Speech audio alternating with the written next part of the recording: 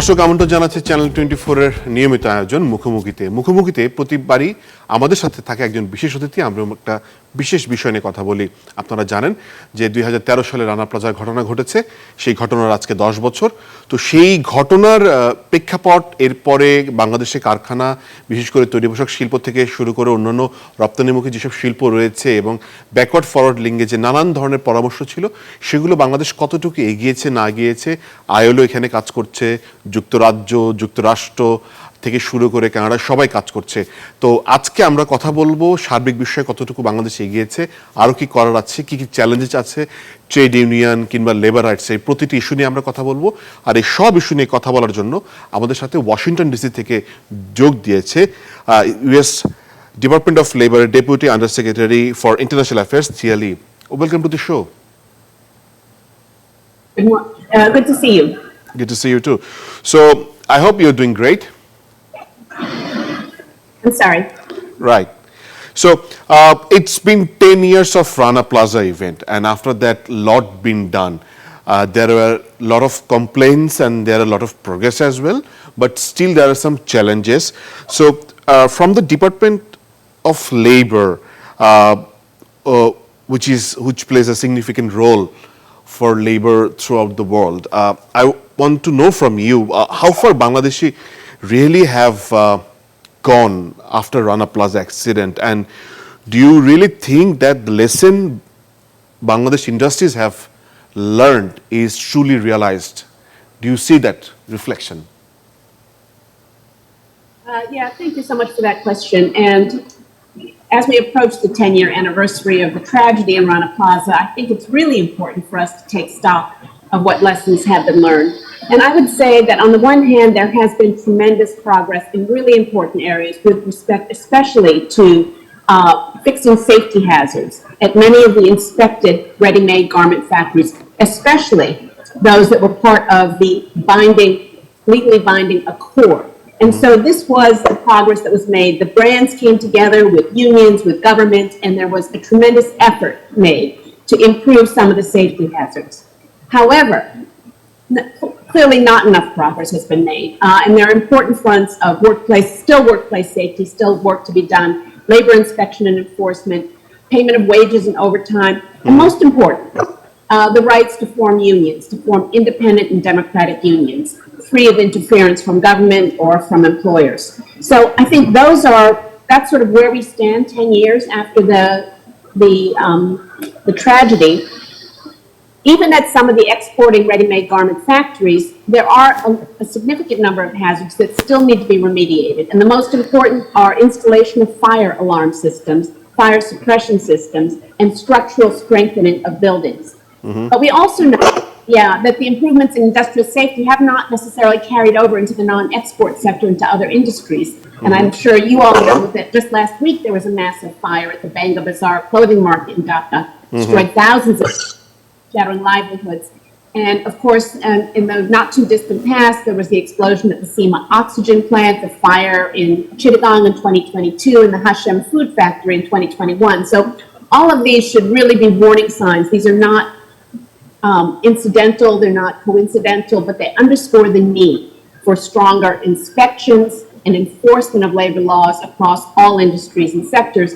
And I think the key thing really is going to be the ability for workers to be able to form their own unions so that they can represent themselves and bargain effectively for better working conditions and wages. Right. So when you mentioned about two particular incidents of Banga Bazaar and what happened in Chittagong, so Department of Labor probably widened their eyes to look at the other safety and measures in the workplaces. That's good. But how this can be improved? Do you have any particular suggestions, any guidelines? And of course, there is some concern regarding the trade unions. We'll come later on that. So what would be your suggestion, and how USA can come up with good hands to enhance the capacities? Thank you for that question. I think in terms of safety and inspections, one key thing really is with respect to labor inspection and enforcement. The government has to have the capacity and the will to do unannounced inspections. They need to be able to show up at any time, at any factory, and investigate whether conditions are really safe or not. And of course, in order for this to work, we need the complete cooperation and enthusiastic work of the private sector, because they, of course, have a big role to play. So I think one thing is the urgency of completing the safety remediation at all the ready-made garment factories and doing the required maintenance to keep the buildings compliant with building codes. Another thing that would help even as we work towards more freedom of association is having functioning safety committees at every factory. And those committees have to be allowed to perform their work. So I think that is one key thing where the workers can bring safety problems to the attention of their managers and have the government back them up that there is remediation and that there is timely responses when there are safety hazards that are identified by the workers. So that's a crucial thing. Right. And to improve all these things, everybody needs extra money, where the buyers from the big brands, not only from USA, also from around the world, are not really ready to pay extra because we had something called Corona for 2.5 years. Still we are recovering. Still the country's economy is recovering. How this improvement needs to be done, as well as the payment needs to grow a little higher, how this can sort of come to one ground? No, you raise a really important point, and we agree with you that the buyers, the brands, the big apparel companies, the big multinational corporations have an absolute responsibility to pay a decent price. They can't be asking for the factories in Bangladesh to meet higher standards and to pay higher wages and to adhere to all these higher standards if they are not, in fact, willing to pay the higher price. So that is a separate issue. It's one that the U.S. government and the Labor Department in particular have been in conversation with brands. And that's one of the reasons why the accord that was pioneered in Bangladesh after the Rana Plaza tragedy was so important. And that is a model that we are looking at in other parts of the world as well, including in Pakistan and Lesotho and Honduras.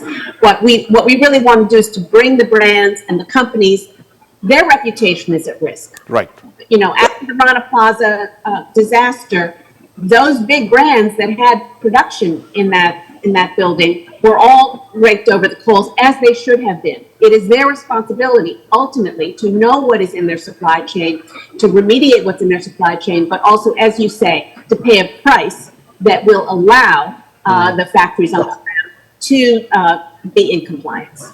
Right. Let's talk about the trade unions and freedom of association and movement and stuff like that. So, before Rana Plaza, the freedom of association movement, trade union, and the license being given, it was not a big deal. Now it's a big deal right now, if I'm not wrong. So how do you find the government's movement on this? Do you think there are some lackage of interest for this? And there's an export processing zone that's separate. That's a special economic zone, and we have factories out of that. So there are obviously two different systems, but that cannot, if that needs to be in one ground, that is a long time. So how do you find this? And do you think labor union movements, as you're from AFL-CIO, I know your background, so how and why these negotiations are truly important and that benefits everybody, not the government, not the laborers, not the brands, not just a single body, just everybody? Yeah, I just want to make sure I understand the question. So in terms of the negotiations around the separation of the export processing zones and the rest, the labor law reform that is going forward a little bit too slowly, I think, that the Bangladeshi government has not, in fact, met the timeline set out for itself with respect to meeting the International Labor Organization roadmap for reforming the labor code and making sure that the government is really moving to a place where unions, independent unions, can register, they can do their work without any hassle or interference. So I think that's really important. I mean, I think the separation between the export processing zones and having a different labor code and different set of rules and regulations with respect to unions is not helpful. It doesn't work to have two different codes and sets of rules. And that problem with the export processing zones and special economic zones, workers in those zones have been legally prevented from exercising their rights of freedom of association and collective bargaining. And that really requires immediate action. This has been a problem. And you mentioned I used to work for the AFL-CIO, the Labor Federation in the United States. I worked there 20 years. And in the early 1990s, the late 1990s, I was raising this issue with the government of Bangladesh as the AFL-CIO was filing cases under the generalized system of preferences.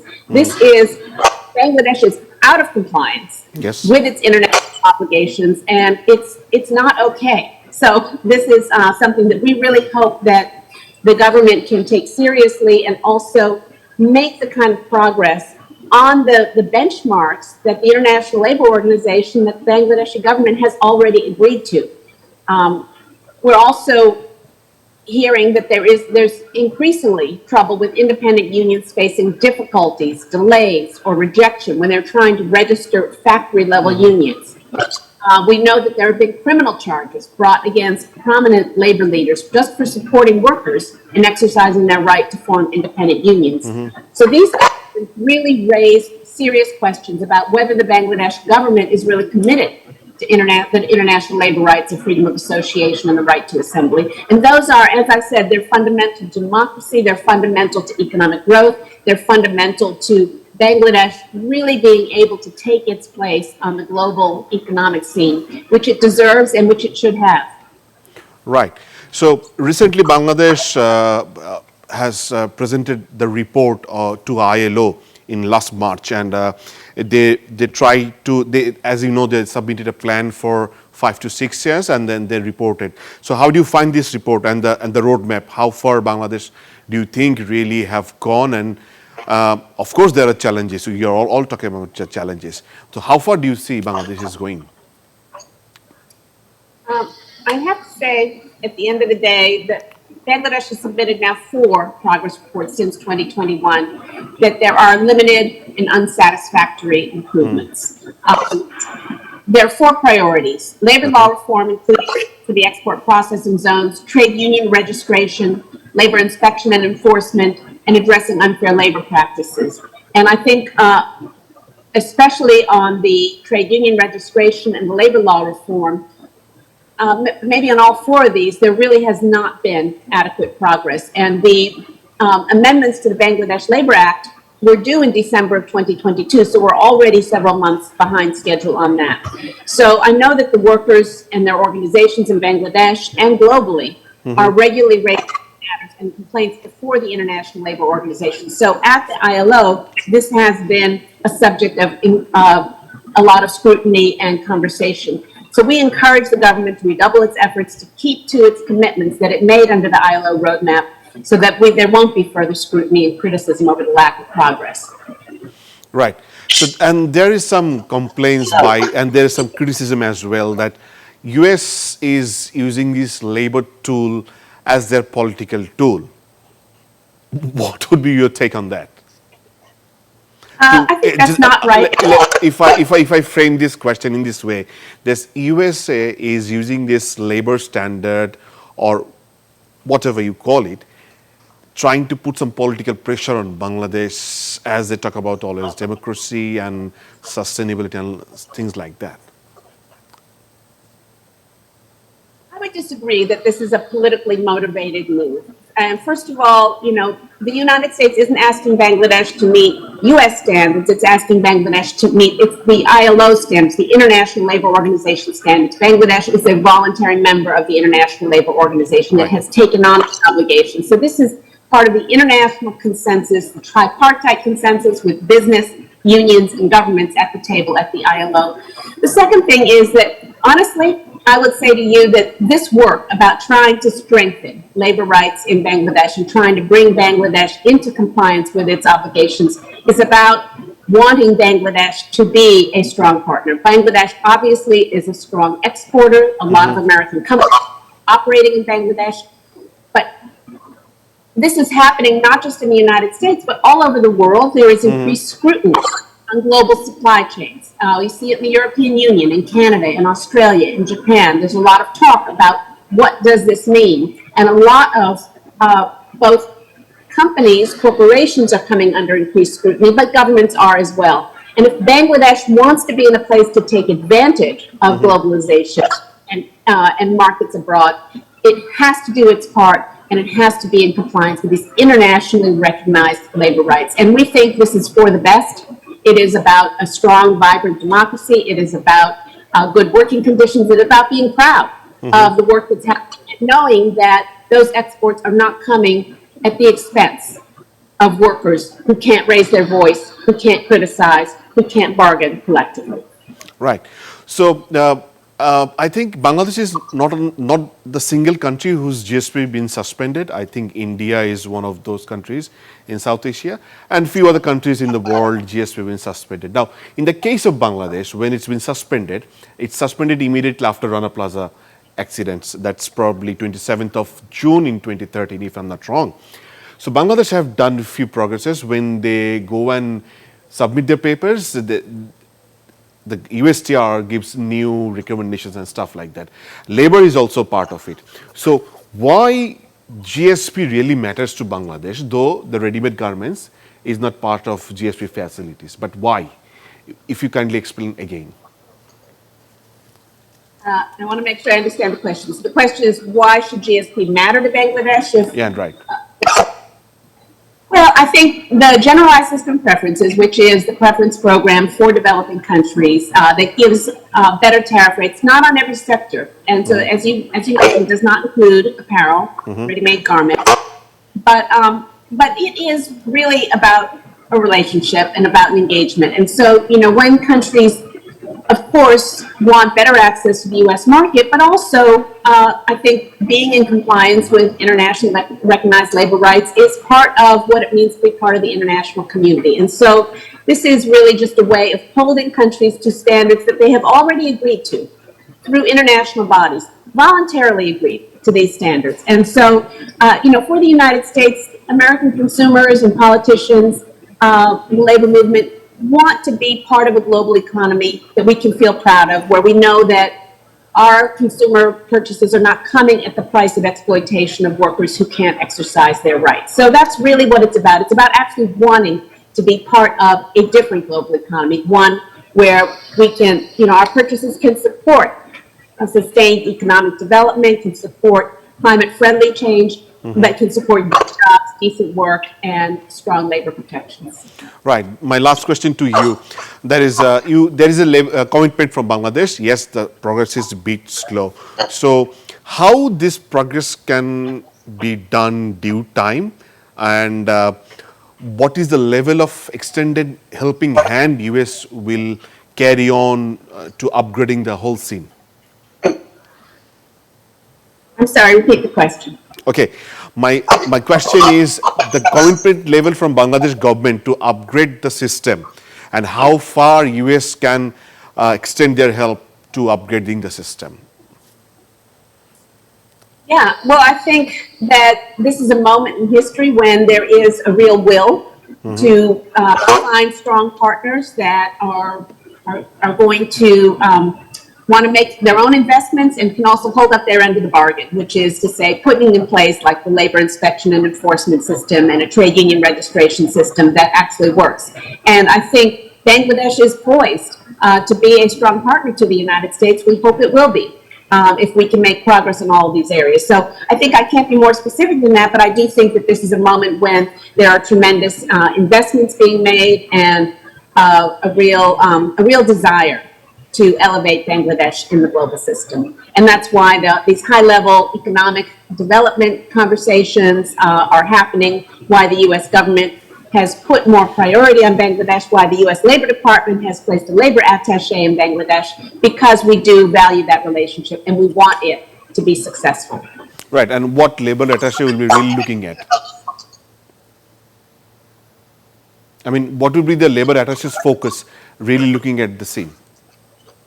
The labor attaché is really for us to be able to make sure we are engaged with Bangladesh on a daily basis, that we have information, we have relationships, we have communication, two-way communication that is ongoing. So we're very excited to have a labor attaché in Bangladesh. I hope to come visit sometime soon. And our attaché has been doing amazing work, just connecting with folks and making sure that we have a more granular understanding of what the challenges and the opportunities are in Bangladesh today. Thank you. Thanks a lot. It's really been a pleasure talking with you. And I hope the lesson been learned truly and Bangladesh will move forward. Thank you for giving us time all the way from DC. Thank you so much for having me. Right দর্শক আমরা কথা বলছিলাম রানা প্লাজার 10 বছরে কি কি উন্নতি হয়েছে কি কি চ্যালেঞ্জ রয়েছে সেজন্য আমাদের সাথে ওয়াশিংটন ডিসি থেকে যোগ দিয়েছিলেন যুক্তরাষ্ট্র শ্রম দপ্তরের একজন ঊর্ধ্বতন কর্মকর্তা তিনি আমাদেরকে জানালেন যে কি চ্যালেঞ্জ রয়েছে এবং তিনি বিশ্বাস করেন বাংলাদেশ সরকার সেই চ্যালেঞ্জগুলো মিট করতে পারবে আগামীতে তবে সময় খুব বেশি হাতে নেই দেখা হবে মুখোমুখির অন্য কোনো পর্বে ভালো থাকুন সুস্থ থাকুন